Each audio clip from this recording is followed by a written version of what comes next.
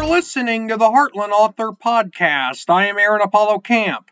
For today's episode, I had the opportunity to interview Michaell Magrutsche, who is an artist and the author of multiple books, including The Smart of Art. Like me, Michaell is neurodivergent.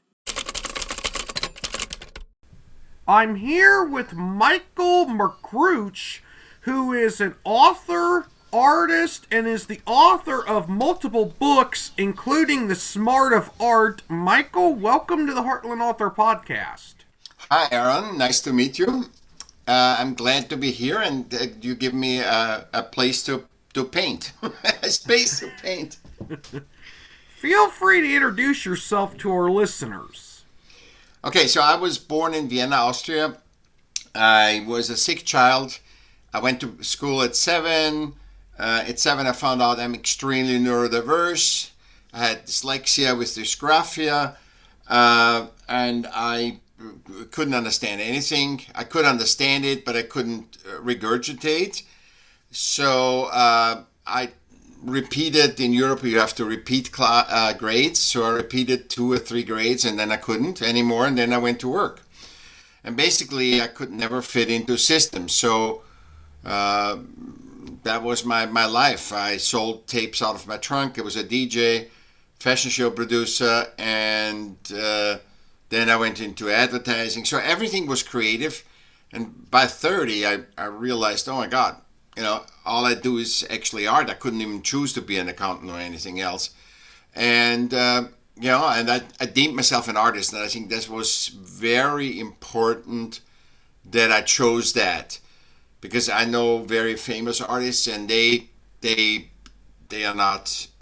even feel, they feel very uncomfortable calling themselves artists. Because in our systemic life, if you and I create a beautiful art piece and the society, the system doesn't like it, or the religion or the politics or whatever, then we are not deemed artists. The moment everybody likes it, we are the super artists, and tomorrow there's somebody else an artist. So I got that when I was 30. And then I just kept twiddling around in art. I worked with Robert Evans, who did The Godfather and Chinatown. I was Arts Commissioner of Newport Beach.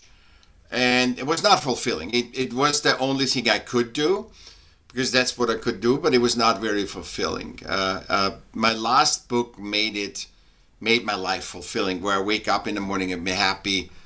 And obviously you have struggles all around, but then I got better and better and better, and I just understand now what struggle is. I understand what fulfillment is, and I understand what it is to be human. Yeah, I'm neurodiverse myself, and I don't think I've interviewed too many fellow neurodivergent people for this podcast before. I might have interviewed a couple before, but now, without spoiling too much of your book, what is your book, The Smart of Art, about? Okay, so this was the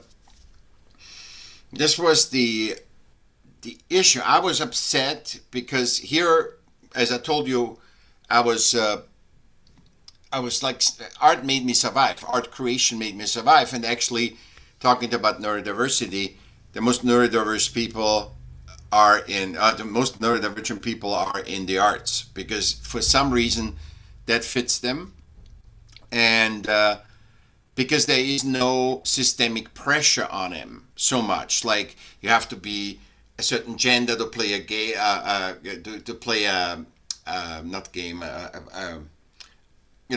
sport, a theater play, a play. So you don't have to be like in art. If you don't have a guy that plays thing, you have a girl play a guy, or vice versa. It doesn't matter. If you in arts, it goes so far that you bring an old wise man and you don't have anybody, you take a kid.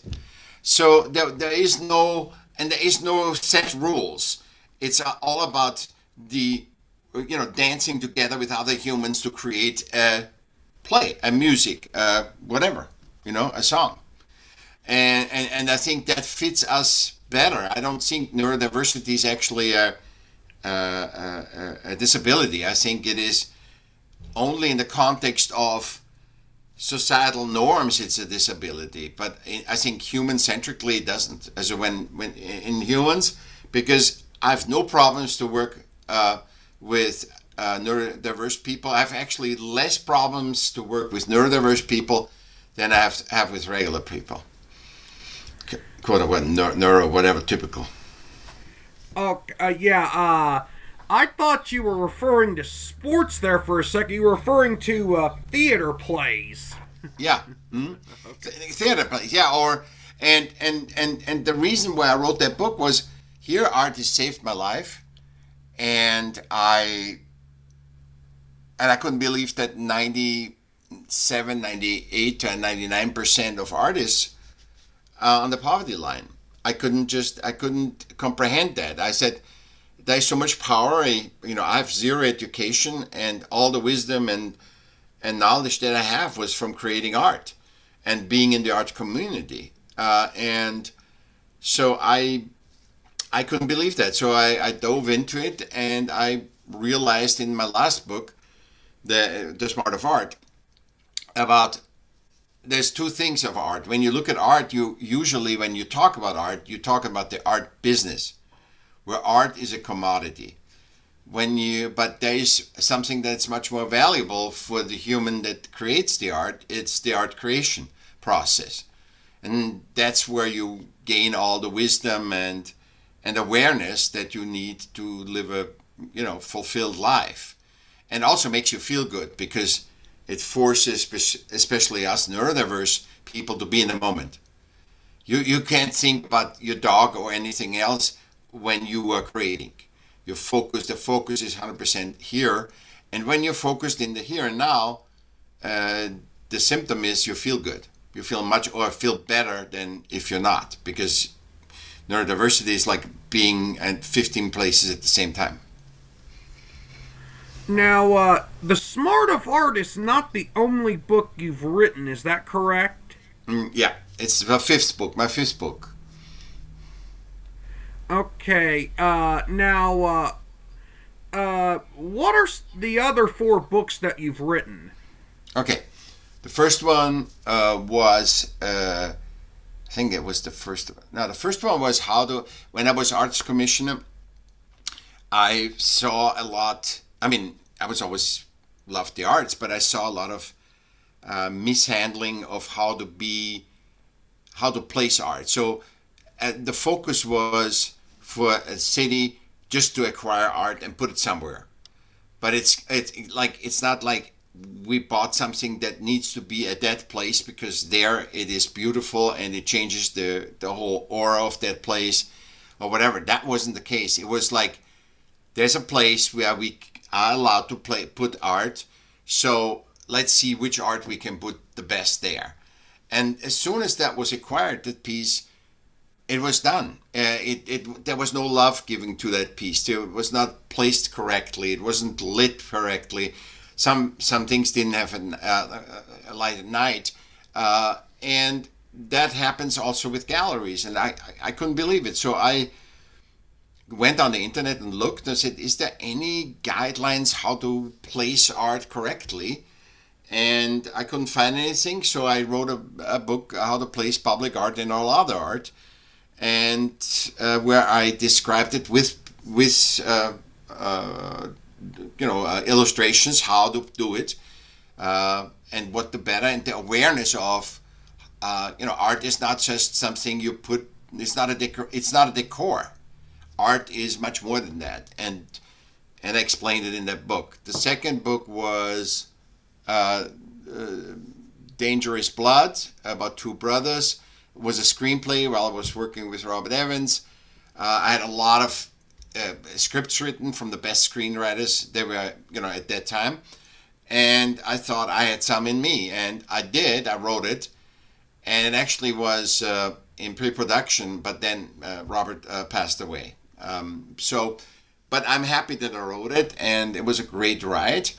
And I write not for other people, I write for myself to get awareness, and it's very fulfilling for me. The third book was I did 300 paintings in 3 days. And I you know, this process I put into a book. And there's the 300 paintings that you saw, and I got the wisdom of, oh my God, I thought if I do that, the only 50 will be good, and then the rest will be nothing. And actually, the last 30 were the best. Of them, because you open in that conversation of doing 300 paintings in 3 days, you open to that conversation and that channel, and the last one were really the most fulfilling one and also the best one. And then the fourth was a German book about art. It was the predecessor to The Smart of Art, but a little bit different. And then The Smart of Art was my fifth book. Now, are your books self-published or traditionally published? I all self. Everything is. I wrote them. I had an editor look at them, and then I placed them on Amazon. Okay, so you use Kindle Direct Publishing. Yeah, and all of the books are hardcover, softcover, and Kindle. Yeah, and and let me just say, print on demand has been just a wonderful service for self-published authors. You don't have to deal with a garage full of unsold books. Mm-hmm. Yeah, and I wouldn't have made any money because I sold the 5 books that I created did like $60 last year. So, and nobody tells you this because systems always wanted you to hear the successes. So when you, like I'm in podcasting, right? 1% of podcasters make 99% of the total podcast revenue. So, and the same thing is for viral videos. And the same thing is probably for books, or even the percentage is worse. So a few make unbelievable money, and then the rest doesn't, out whatever reason it is. It's not that it's a better book or a worse book, but just that's the way it is. And you only hear about the super successes. And even if somebody makes, let's say, a couple of $100 a month with books, that would be super successful, for example, compared to me, and I have 5. But they think they are worse because they should have millions of dollars, and that's the big lie that we live in with all the systems, because Google, they all tell you viral stuff, and it's less than 1%. Everybody wants to be Elon Musk or Jeff Bezos, but nobody wants to be just okay, Now, do you create paintings or other forms of art? Yeah, I do all everything. I film, video, music, poem, anything. Currently, I'm very much in my 6th book. Actually, that sneaked in. I was my 6th book would have been about systems versus system relevance versus human centric life, and AI sneaked into because so many artists are worried about AI, and so the next book will be AI, AI book, AI, the mirror of humans, or something like that, because I wanted to see AI reveals a lot of our psychology, that humans, of our humanness, not psychology, of our humanness. Now, how did you teach yourself to create artwork as a neurodivergent person with dysgraphia? It's a great question, Aaron. I did that. Yeah, I just did it. Aaron, I when I feel something and I have a passion for it. Painting, actually, my best friend in Vienna, he told me, hey, why don't you, because I said, and at that time I was, very, okay. I was really good financially, but I didn't want to spend $10,000 or more on a painting. I got into a new apartment, and it was really depressing, and I really, the really good stuff would be 20, 30, and $1,000. And I said, I'm not going to put this on my wall. And it's not that good. It's not that good that I say, it's going to transport me into, and I couldn't justify the spending with the what it meant to me. And my friend said, why don't you paint? And it's a good lesson for your listener. I just said, yeah, I paint something. And because my uncle was a master painter in Vienna on the academy. And I did that. I painted with him. And so I said, okay, so I grew up with painting, with an uncle that's a painter. So I just paint something, and I did, and I hated it. I hated both paintings that I did. But I hang them up. So my friend said, hang them up. So I hung them up, and the first months I hated them. And for some reason, then something happens, I liked them more and more because I saw things in them about me. And all of a sudden, I loved them. And from then on, it was, open game. It was I just keep painting and actually transformed my loft into an artist studio. I made artist openings and everything, and it just like dove deeply into expressing myself. And my dysgraphia obviously is my hand-eye coordination, and also so I can't do copying. I can't regurgitate. I cannot take somebody and make a portrait or that looks like him. I could make a portrait of you, but it will not look like you. So I couldn't do it. So I had to stay with abstract.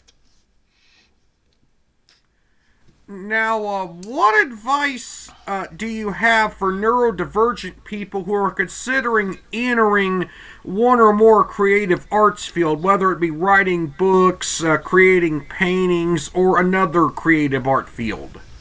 Phenomenal question. Aaron, I would say we are the best, neurodivergent people are the best in the moment. When I say to you, hey, just, prepare yourself and then give me a speech for that, that's hard. Unless you put a lot of time in. Neurodivergent people are very good when they do 5 times as much time to prepare. When they get to that, they are better than anybody else, and nobody can push them out of the place. So I would just say, you gotta get something. You gotta just draw. I mean, I tell that not only to neurodivergent. Your expression of self, writing a poem, use. And today it's easy. Making a video, just take your iPhone and make a video. Whatever you want to express yourself, see what inspires you, and just say, like, if a color is that yellow, then get a yellow. Go to a store, any store, get some yellow, and if you like that yellow, and just paint yellow, and then put some other colors that you like on top of it. I would say a pencil is enough. Just feel what comes out of you. Like, watch yourself painting. What comes out of you? Is it horrible? Is it, for you horrible? Because it was for me when I painted, it didn't do anything to me. But you got to be confronted with that, because in that expression there is a lot of recognition in it of what society says a painting should look like, what the society says a book should look like, what society says a theater play look like. There is no norm in art. Art, the energy of art wants nothing else but being created and exposed. So if you expose it to your grandmother, that's enough. It's not about having a million views. That's the business of art. That's the commodity of art. That's the art product. But it is in the creation so much, and you will see how much better you feel. Anything, singing, sing it into the iPhone. Sing it into, with a friend of yours. Sing to your dog. It doesn't matter. it's just a creation. It's like you doing the podcast. You just do it. And it doesn't matter if you're neurodiverse or not. Perhaps it doesn't sound so professional at the beginning, but sooner or later, the humanity of our exchange will take over and people can relate to it. Now, what are your thoughts? This is the last question I have. What are your thoughts about the perception that many people have that art is a hobby? Yeah, selling art is a hobby, not creating. Creating is a growing. It's a expansion of your essence. It's a hint of what your life is. What your purpose in life is. Creating art is never a hobby. The selling of art is a hobby, because which person has white walls at home and says, unless you have a brand new home, and says, oh my God, I have all these white walls, I need your art. Because that's what artists think. Because artists think, it's about the product. And I think that's what holds them back. And they believe, oh my God, everybody's waiting for my painting. Nobody's waiting for your painting. The same way is that nobody's talking to you when you're not there. Nobody's thinking about you either. Here and then they might think, but they're not gonna, it's when we come together. That's when things count. When people think about you. When people focus. So the more you be with people, with different people, not just with the same, the better it is. Well, Michael, you were a wonderful guest for this podcast, and I thank you for appearing on the Heartland Author Podcast. Absolutely, Aaron. It was a pleasure to meet a fellow neurodivergent person, and it's great. And they had no problem to communicate. See, they say, "Oh, neurodivergent, you can talk to them." There, absolutely, it was a beautiful dance. Thank you, Aaron. It is always wonderful to interview a fellow neurodivergent person in a creative field. This is Aaron Apollo Camp reminding y'all to write and create your imagination. Bye for now.